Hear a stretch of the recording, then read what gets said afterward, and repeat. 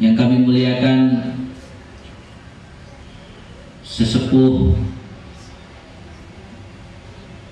bapak-bapak dan ibu yang hadir di pagi ini, yang mana sungguh ini anugerah yang tiada duanya dari Allah Subhanahu wa Ta'ala, sehingga kita lazim wajib mensyukurinya, mensyukuri apa yang sudah diberikan oleh Allah Subhanahu wa Ta'ala pada saat ini, yang mana di pagi hari menurut orang-orang yang tidak kenal terhadap agamanya Allah Subhanahu wa Ta'ala itu adalah waktu uang.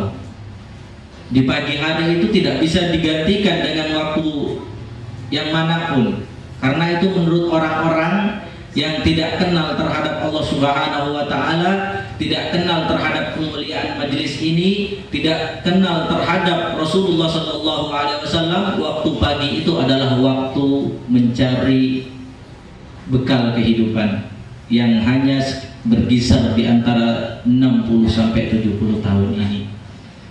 Akan tetapi alhamdulillah Allah Subhanahu wa Ta'ala menyaring hamba-hambanya, memilih hamba-hambanya, siapa yang benar-benar pantas untuk disandingkan bersama baginda Rasulullah Sallallahu Alaihi Wasallam, siapa yang benar-benar pantas akan berada di surganya Allah Subhanahu wa Ta'ala, sehingga insya Allah orang-orang yang hadir ke majelis yang mulia tidak akan ditakdirkan oleh Allah Subhanahu wa Ta'ala melainkan menjadi orang yang mulia pula di dunia dan di akhirat.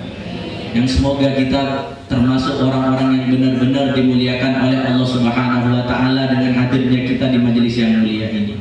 Meskipun secara kasat mata hadirnya kita di majelis ini bukan sebuah kemuliaan secara kasat mata. Kenapa? Dia duduk mendengarkan, seakan-akan terpaksa disuruh mendengarkan ocehan yang di depan, omongan yang di depan. Akan tetapi begitulah, kemuliaan yang hakiki sekarang ini tidak bisa dilihat dengan kasat mata. Artinya orang melihat kemuliaan yang hakiki tersebut di dunia ini bukanlah merupakan sebuah kemuliaan, padahal hakikatnya itu adalah kemuliaan di dunia dan di akhirat. Kemuliaan di dunia dan di akhirat. Kalau ini bukan merupakan sebuah kemuliaan, niscaya baginda Rasulullah Sallallahu Alaihi Wasallam tidak akan selalu menganjurkannya. Karena apa-apa yang sudah dianjurkan oleh Rasulullah Sallallahu Alaihi Wasallam, yang sudah dianjurkan oleh Rasulullah Sallallahu Alaihi Wasallam untuk kita selalu melakukannya, berada di dalamnya, semata-mata hanya untuk kemuliaan kita di dunia maupun di akhirat. Jauhi maksiat karena akan menimbulkan kenistaan. Dekatlah dengan kelakuan taat karena akan menimbulkan kemuliaan. Itu semua anjuran pasti, anjuran yang diperintahkan oleh Rasulullah terhadap umatnya pasti akan berdampak kemuliaan. Sehingga alhamdulillah kita hadir di majelis yang mulia ini.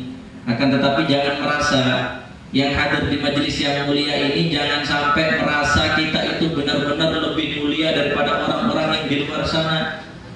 Orang yang sudah sibuk dengan pekerjaannya belum tentu hatinya bergantung dengan dunia. Bisa saja dikarenakan kewajiban yang ada di luar sana menantinya, sehingga dia tidak bisa hadir di majelis yang mulia ini. Gambarannya seperti ini.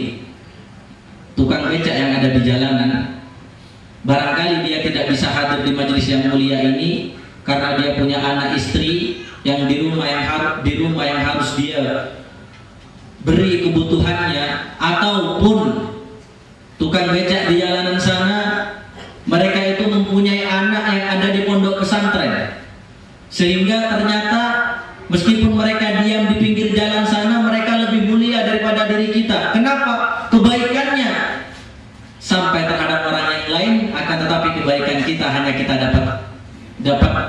dapatkan pada diri kita sendiri saja. Kebaikan daripada orang-orang yang sibuk di luar sana, kita berhusnudzon saja, semoga umatnya Rasulullah Sallallahu Alaihi Wasallam semua berada dalam kebaikan. Kebaikan orang-orang yang di luar sana, yang tengah-tengah menggeluti dunianya, barangkali kebaikan orang-orang tersebut ternyata karena seseorang yang ada dalam tanggungannya, sehingga anaknya yang ada di pondok pesantren membutuhkan bekal. Uang yang dia dapat, capek yang dia dapat, ternyata bukan hanya untuk dirinya sendiri, akan tetapi sampai terhadap orang yang lain. Khairun nas anfa'uhum linnas. Paling baiknya manusia adalah paling bermanfaatnya bagi manusia. Mungkin dengan hadirnya kita di majelis yang mulia ini bermanfaatnya buat kita sendiri, karena kita yang menghadiri. Kalau tidak menyampaikannya lagi, manfaatnya buat kita sendiri. Akan tetapi ternyata orang yang di luar sana yang telah menggeluti dunianya pada saat ini mencari uang, ternyata untuk anaknya yang ada di pondok pesantren, kebaikan bukan hanya sampai pada dirinya, akan tapi juga sampai terhadap orang lain. Lebih baik mana? Lebih baik orang yang di luar sana, agar kita tidak selalu suudzon terhadap orang. Jadi harus seperti itu. Tapi yakinilah bahwasanya majelis yang seperti ini adalah sebuah kemuliaan. Kalau ternyata ada di antara kita yang hadir ke majelis yang mulia ini, akan tetapi di hatinya masih terbesit, waduh, orang-orang yang sudah mendapatkan pangkat di luar sana pagi-pagi sudah mendapatkan 500 juta, aku masih aja duduk di majelis yang mulia ini, berarti dia lebih dimuliakan oleh Allah Subhanahu wa taala. Ada yang sakit di hatinya, ada cacat dari imannya, ada cacat daripada keyakinannya terhadap Allah Subhanahu wa taala. Kalau masih berasumsi, masih beranggapan bahwasanya orang-orang yang diberikan dunia oleh Allah Subhanahu wa taala, entah itu harta ataupun tahta dan yang lainnya, kita meyakini bahwasanya mereka lebih mulia daripada apa yang kita berada di dalamnya pada saat ini. Ternyata di hati kita harus dikoreksi kembali, di cross check ulang, adakah cacat di hati kita sehingga kita tidak meyakini kemuliaan majelis yang mulia ini. Yakini kemuliaannya, insya Allah kita dijadikan oleh Allah Subhanahu wa taala sebagai orang-orang yang mulia, orang-orang